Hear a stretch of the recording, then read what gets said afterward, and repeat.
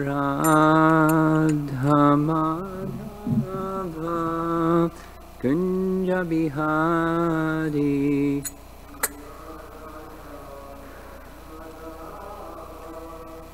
Kunja Bihari Jai Radha Madhava Kunja Bihari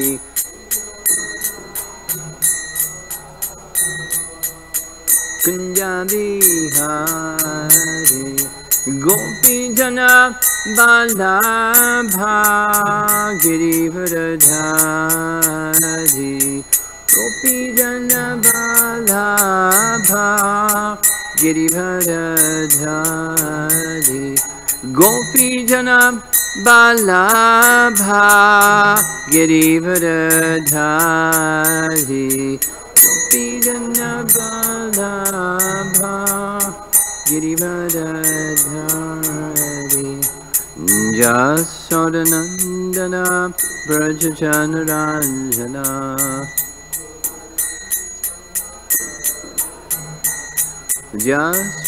Jasodanandana Brajajanaranjana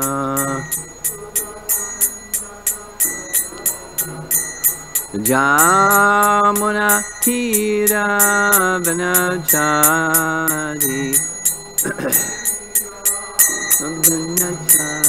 Jamuna Tira Vanachari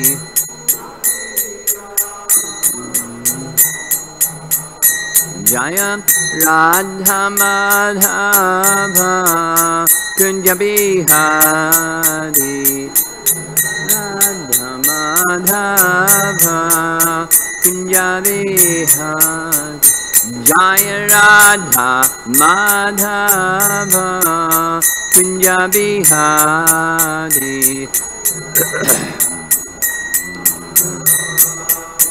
Kunja Bihari Gopi Jana Vallabha Girivardhari Gopi Jana Vallabha Girivardhari Gopi Jana Vallabha Girivardhari Gopi Jana Vallabha Girivardhari Jasodanandana Brajajanaranjana Jasodanandana Brajajanaranjana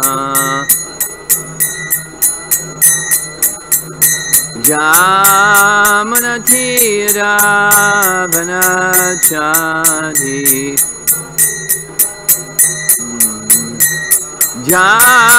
Jamunatira Vanachari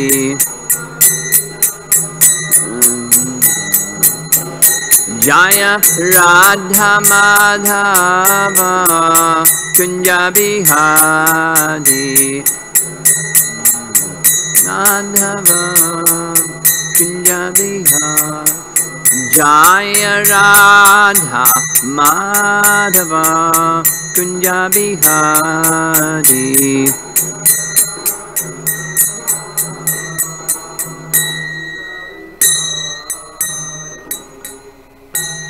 Jayo Vishnupad Paramahansa Parivirgacharya Astasarasatsa Srimad Divine Grace A.C. Bhaktivedanta Swami Shri Prabhupada Ki Ananta Koti Vaishnavrinda Ki Grantaraj Srimad Bhagavatam Ki Or Premanandi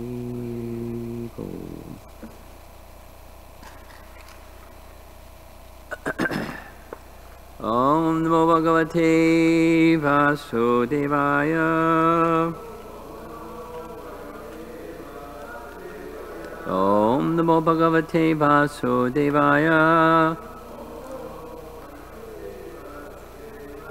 Om Namo Bhagavate Vasudevaya. This morning, Canto 10, Chapter 8, text number 30. Excuse me, 31. 31. And again, this really long, I don't know how to recite it nicely, verse.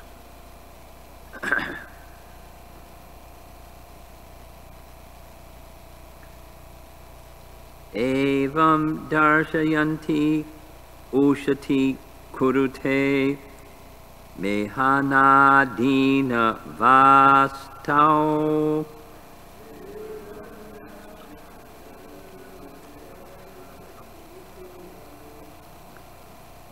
Stenyo payar virichata kriti supratiko yataste.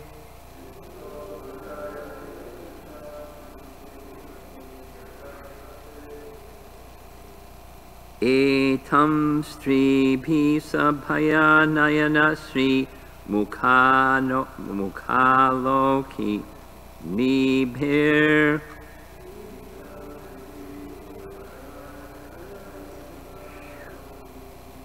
Vyakyatarta prahasita mukhi na hi upalabdham aichat.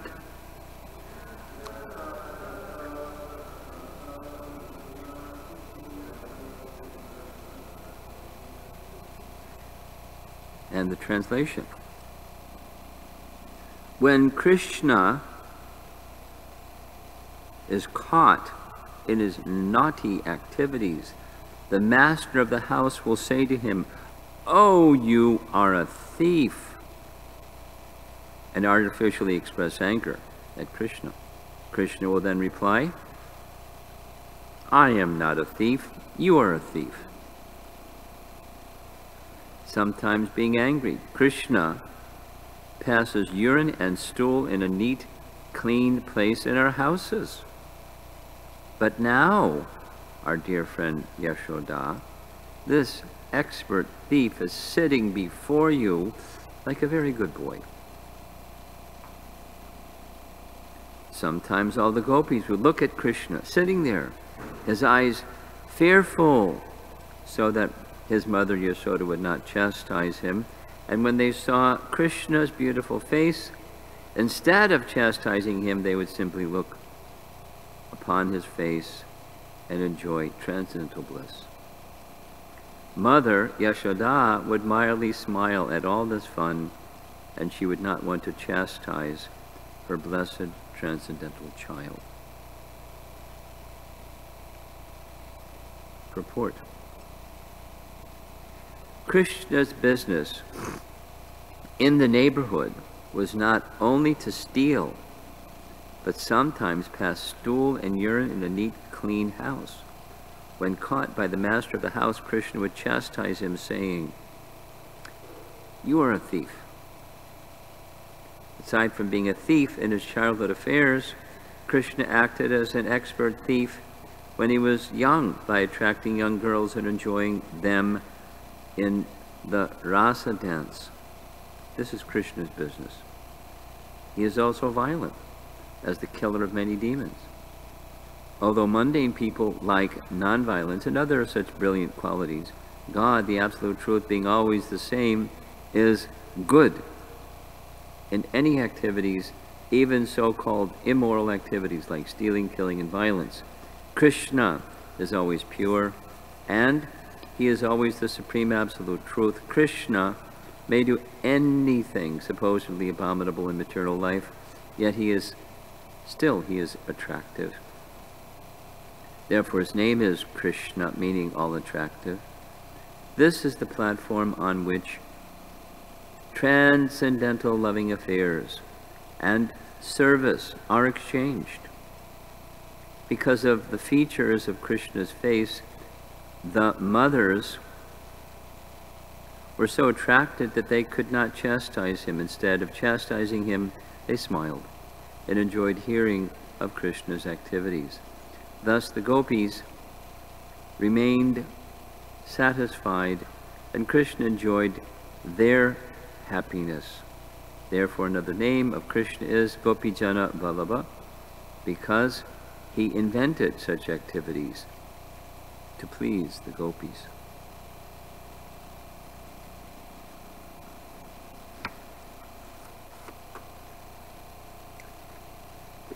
That's the final verse of this little subsection, and the next one starts the showing Mother Jasoda the universal form.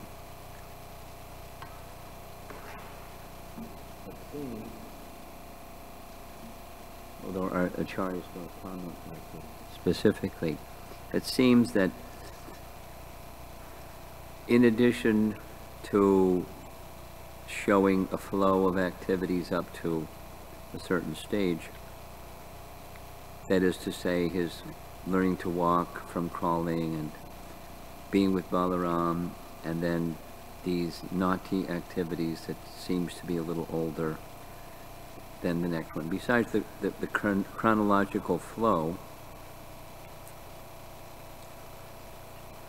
the purpose, one of the purposes of the emphasis here seems to be to prepare the coming attractions. The coming attraction is the naughtiness that Mother Jasoda knows that Krishna is capable of by his stealing, that maybe he ate dirt, because that's coming up. Krishna is being accused. He denies it, and so forth.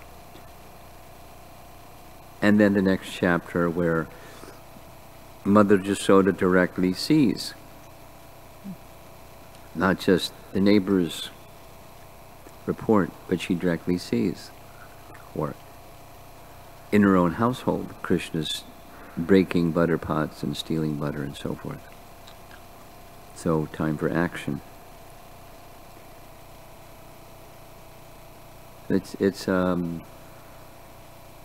My point is, it's creating a mood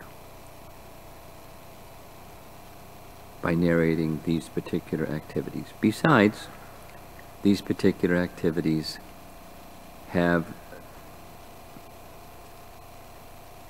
stimulation for ecstatic love, like we discussed. The gopis, they enjoy discussing these activities. Mother Jasoda enjoys the gopis discussing these activities. The last statement in the purport, Krishna creates these activities to give pleasure to the gopis, and their pleasure is something that he enjoys. Now, he could enjoy their pleasure just by accepting, going, saying, "My dear mother, may I have some butter and yogurt?" And they would enjoy giving him butter and yogurt. And so forth. But there's variegatedness, and part of the variegatedness is being displayed. And as Prabhupada is pointing out, he's all good absolute. He's all pure. That's who he is. And therefore, those activities which for us, here's this morality, immorality topic again, but for us are immoral, for Krishna they're pure, because he's the supreme pure. And when he says you're a thief, he means it. Now,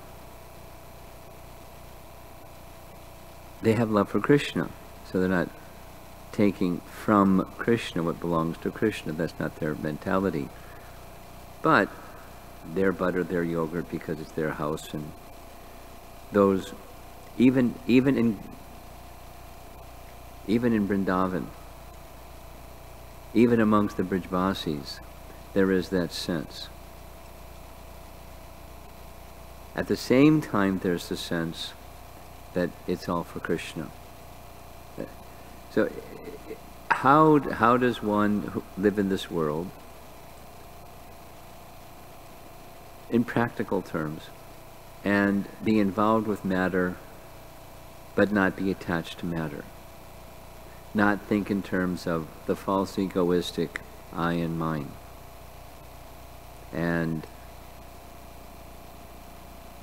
we can get a notional idea about that. Everything belongs to Krishna. But practically speaking, what does it look like? So here's what it looks like. They have that idea. My house, my this and my that, my family, my calves, my butter, my yogurt, my place of worship. We're going to read in a moment the two commentaries that our acharyas have on this. It's very interesting. So they're not avadutas.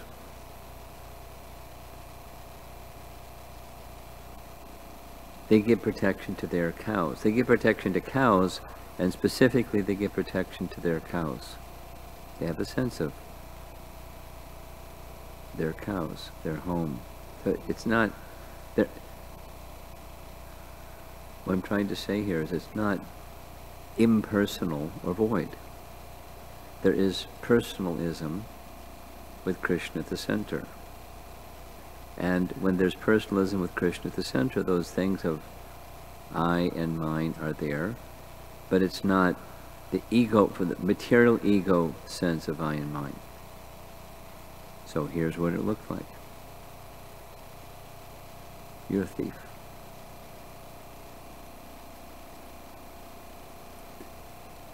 And again, that's pleasure, because they could say what they won't say. You know, you're the Supreme Personality of Godhead, and everything belongs to you, and so it's yours. You can do whatever you like.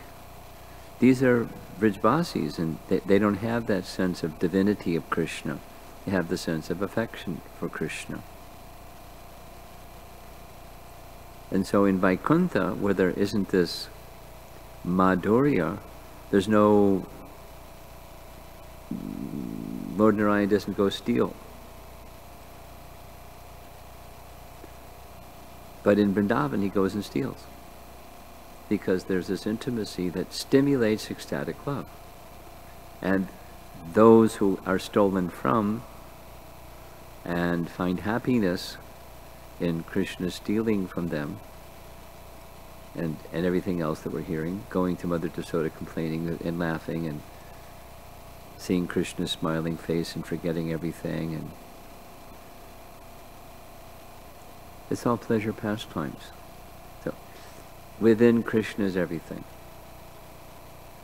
He's the supreme pure, and he knows the hearts of his devotees, and he stimulates the love of his devotees in ways that don't have boundaries, the moralistic boundaries. So here's our acharyas writing on this. First comes Vishwanath Chakravarti Thakur. The gopis, this is from the series. It's not only that he steals. Oh, Yashoda, blissful on hearing the pastimes of your son. Oh, famous one, he passes urine and stool in the room cleaned for worship, thus making it contaminated. And he also pulls the women's braids and saris, proposes marriage to them, and kicks them. No, these are not in the verse. Vishwanath says at the end, although these things are not written in the verse, these are parts of the exchanges. You will also earn a lot of wealth through this son. Now he is stealing yogurt, but when he grows, he will steal others' money and wives. He looks very innocent in front of you.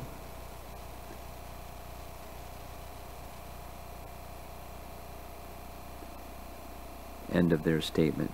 So now Vishwanath says, Now the result of the gopis' loving criticism is stated. What's that? The result of their criticism? Krishna showed fear in his eyes. From fear that Mother Jasoda would beat him. His beautiful face was trembling. The gopis could not help but look at that charming face. All was explained to Yashoda, who had become blissful on seeing his face, splendid, with many emotions, and with hearing and seeing his exploits. She smiled. Prahasita mukha, and had no desire to scold him. Mother Jasoda, by my son's disturbance, let them drown in bliss. And when these incidents have come to me, let those stories drown me in bliss. This sense should be supplied, though unwritten here. So now Jiva Goswami, seeing the child in fear, they summarized the acts and told another incident for laughter's sake. He is expert at stealing. He does other naughty acts. He pulls the upper cloth of some elderly, laughing women, relatives of the gopis, and orders them around like women in his own house. Moreover, he urinates in their houses. They cannot constantly clean up the mess. Please come and see this. See, it is he who has done this and not anyone else. They all speak. Now, Krishna is sitting quietly. Having described the pastimes filled with prema, Shukadeva describes Yashoda's prema. The result of their scolding him with prema and joking is described. He had fearful eyes, having heard all the complaints, but being confident, Mother Jasoda smiled very slightly because of the fickle activities of her son and the amusing accusations of the gopis. She, Mother Jasoda, could not scold him. Instead, she said with affection, "Oh, child, why do you do such things to these people?" Having verified what he did, they had come here to scold him. Understanding that his mother was lax, he would come again to our houses and perform pranks. He could not be restricted except by his mother. Then he quotes a verse, doesn't give the source. The Lord is without urine and stool. Glorifying him, remembering him, and hearing about him destroys the impurities of all people. Now that doesn't say this is the translation of the verse. But he's making a statement in any case. The Lord doesn't have urine and stool, but he passed urine and stool for pastime's sake. Like Krishna showing blood when the arrows of Bhishma struck him, or other things like that. Then here's a quote from the Bhagavatam, Canto 10, Chapter 60. We're at Chapter 8. Chapter 60. A woman who fails to relish the fragrance of the honey of your lotus feet becomes totally befooled, and thus she accepts as her husband or lover a living corpse, covered with skin, whiskers, nails, head hair, and bodily hair, and filled with flesh, bones, blood, parasites, feces, mucus, bile, and air. These are words of Rukmini. According to the words of Rukmini, though it is not possible for the Lord to have urine and stool, for the pleasure of infant pastimes, illusory urine and stool were produced.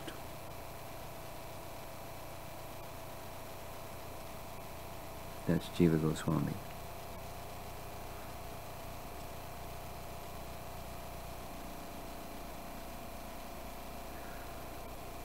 He can do anything.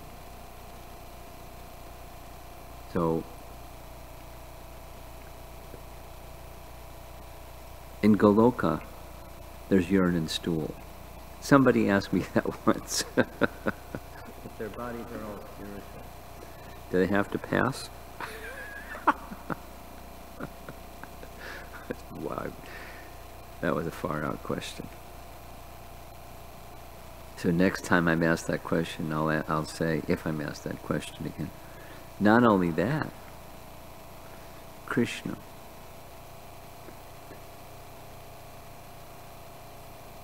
Now he had hair.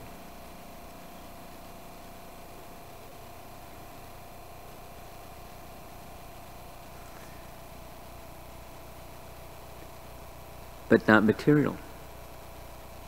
And whatever he has or is, whatever he does, it's just part of the mystery of Krishna and the all-attractiveness of Krishna. And we're hearing in Prabhupada's purport, it's not from our acharyas, but a definition, a rendering of Gopijana Vallabha. Now commonly when we hear Gopijana Vallabha, at least my thoughts are accustomed to go to the young gopis. But of course these are elder gopis and they have a different mood of love, they have parental affection. But he who gives pleasure to them,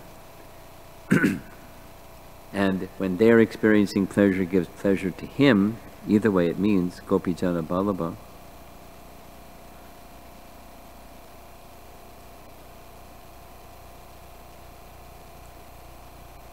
These pastimes are exchanges of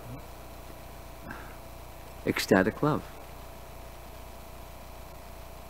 Now, let's just go for a moment to Chaitanya Mahaprabhu specifically, or Krishna specifically, wanting to experience the happiness of the love of Radha.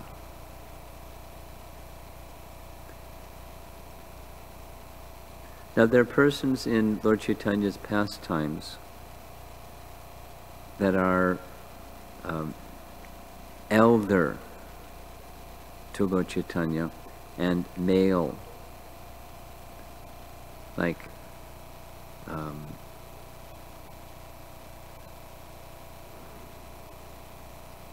Pundarik Vidyanidhi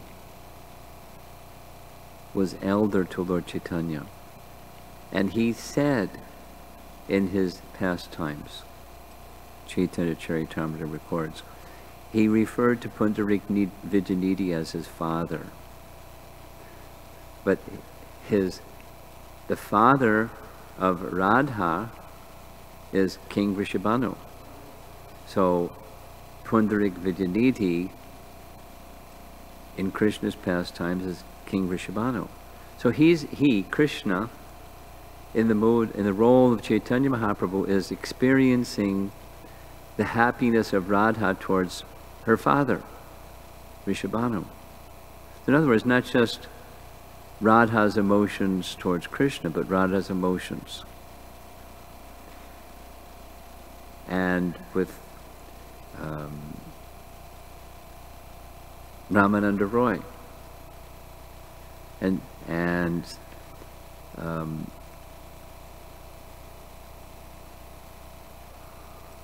Krishna. Swarup Damodar, their Lalita and Vishaka. And he's experiencing the happiness of Radha in the company of Lalita and Vishaka.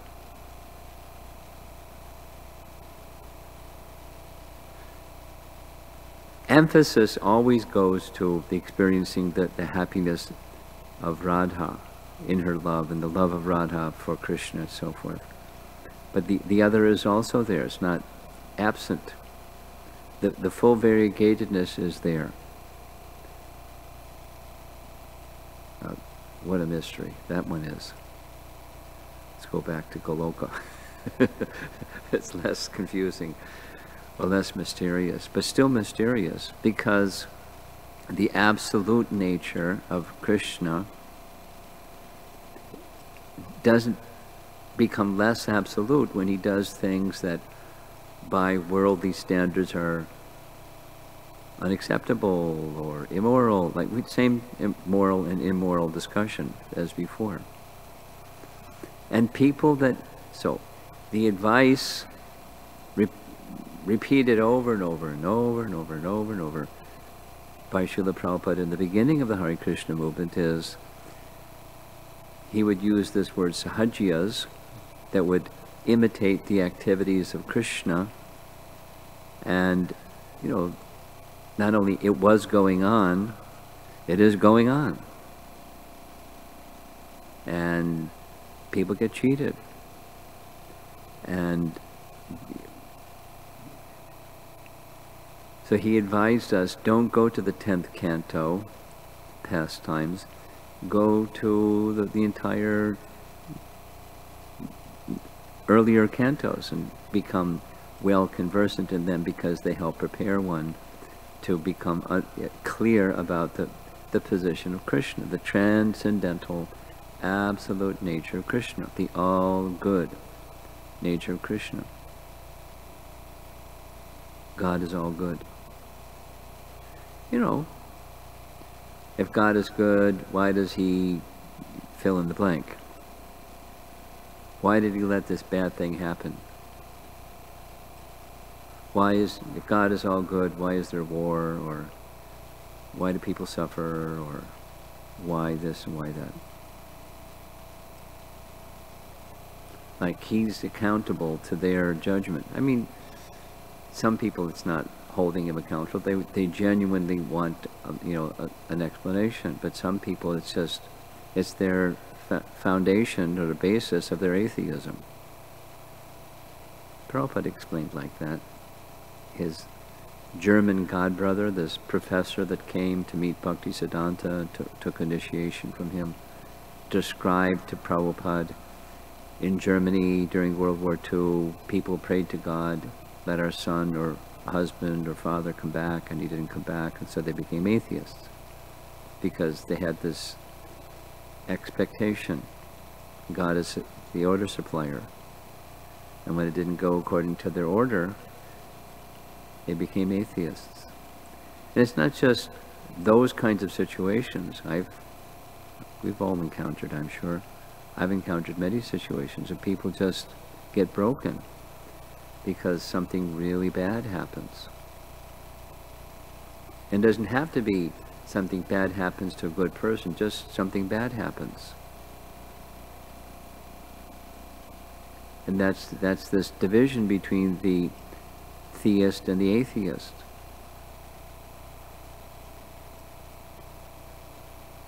The theist, when something bad happens, it's impetus to take greater shelter.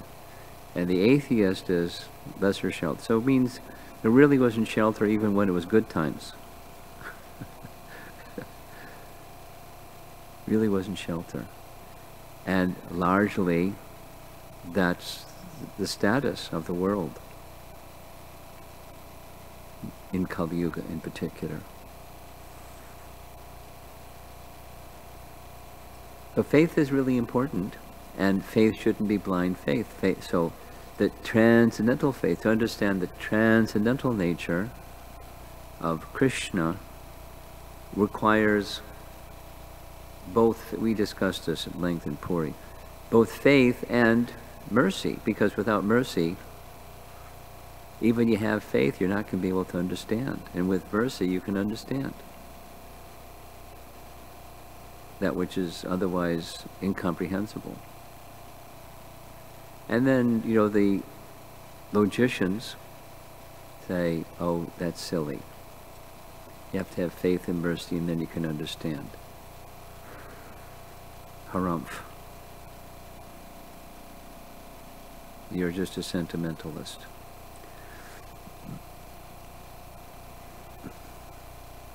So, Prabodhananda Saraswati says, let them call me whatever they want. I have faith. I want shelter of lotus feet of Lord Chaitanya. That's what I want. And the residents of Vrindavan similarly. So, to some degree, a life of devotion brings its share of challenges. It brings its share of certainly some people having appreciation. Here's a person of genuine faith. But that genuine faith, our teaching is, should be based upon Scripture. Guru and Sadhu explaining Scripture, but based upon Scripture. So we're getting the opportunity through these childhood pastimes of Krishna to get some insight through the association, the sound vibration of our great acharyas, to understand to some degree the transcendental nature of the transcendental Lord. Because we're conditioned to take some time.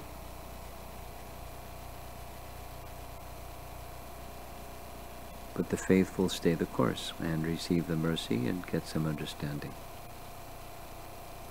So let's see if there's some discussion.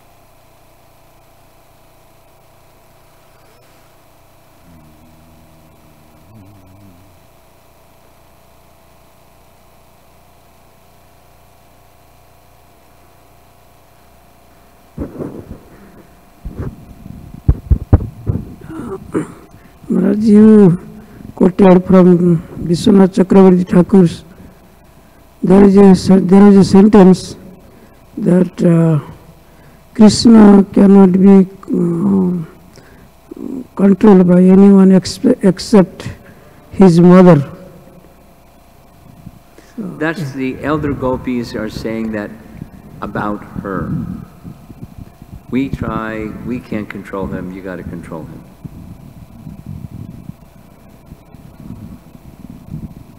That's their mood. That's what they're expressing.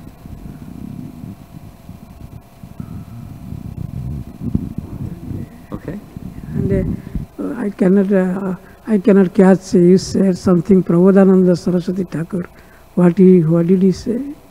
What did who say? Prabodhananda Saraswati Thakur. Prabodhananda Saraswati? Yeah.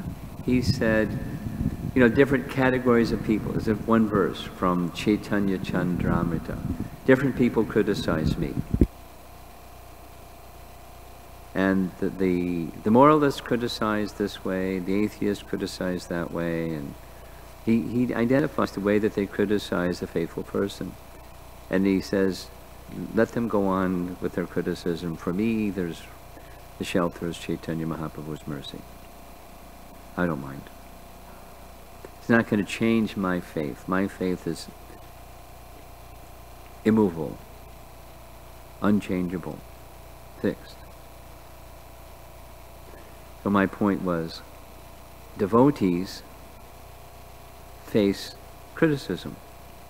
People that don't understand, whatever it might be, worldly people, family members, whatever. It's okay. It's not like it's nice, but it's okay. It's just part of the territory of moving towards transcendence, and people that don't understand. Some people will feel but not say, and some people will say. What's wrong with you? There's so many. It's fine to be religious, but don't be a fanatic. That's a variety of how some people say.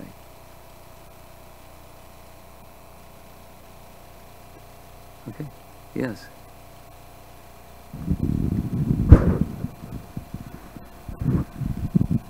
Hare Krishna Maharaj, thank you for your class. You were mentioning this purport mentions sometimes Krishna performs immoral activities, but we can Sometimes Krishna does what? perform immoral activities from Well, by worldly estimation.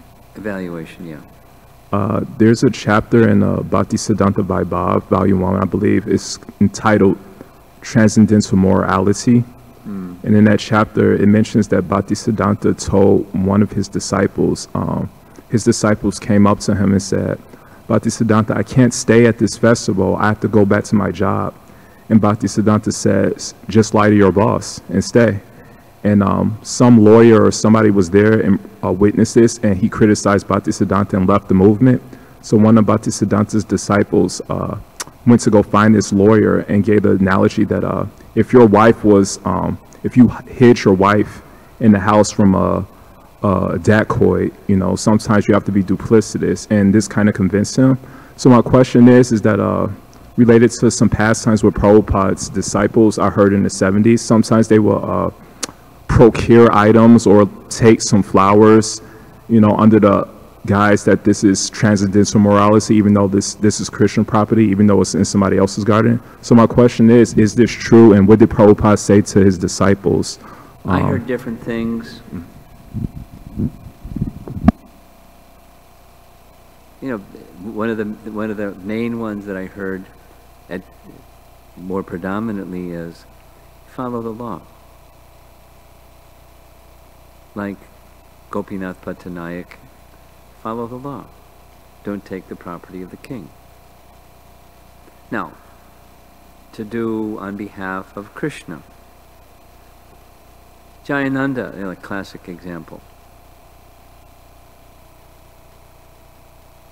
Jayananda was caught stealing pants in a store.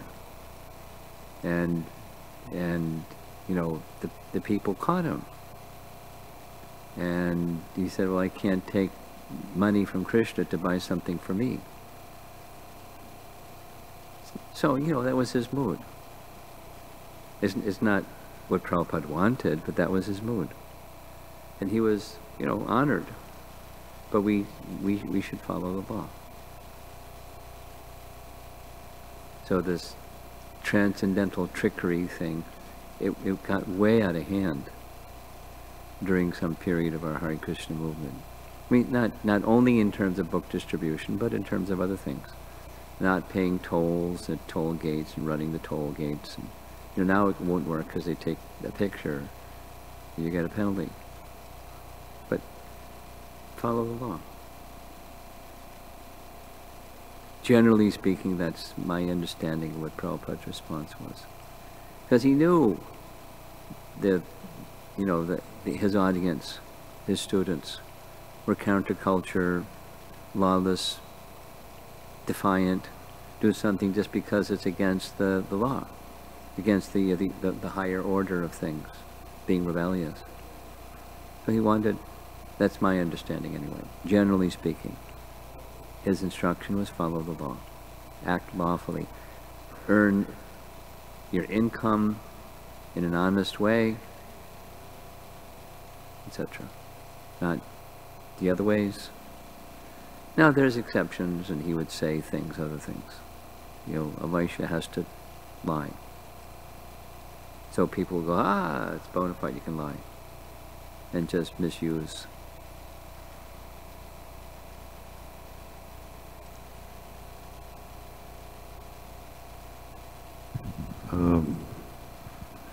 I have a motto that's one step ahead of Maya and 2 steps ahead of criticism. So if I'm out there in the street with my dhoti on, you know, people are looking at you and you want to be, their eyes are upon you, so you have to be very careful because they're very critical. So, but when you don't have your dhoti on, it's, you know, you're kind of incognito, you know. But, so we always have to be aware that, you know, the critical observation from them is, you know, always upon us. So we always have to be on our best behavior. Yeah. Well, there's certain, fortunately, our founder Acharya set certain boundaries of what is above criticism. Even people may criticize, like wearing a dhoti. He did it himself and insisted his followers do, and shaved head, and he would comment. People ridicule, they criticize our shaved head. But he wanted the devotees to have shaved heads. Anyway, so there are certain boundaries of it. Although the criticism may come, we're going to represent and remind people of Krishna. Now, there's boundaries to not do that. Book distributors dressed in different clothing and so forth.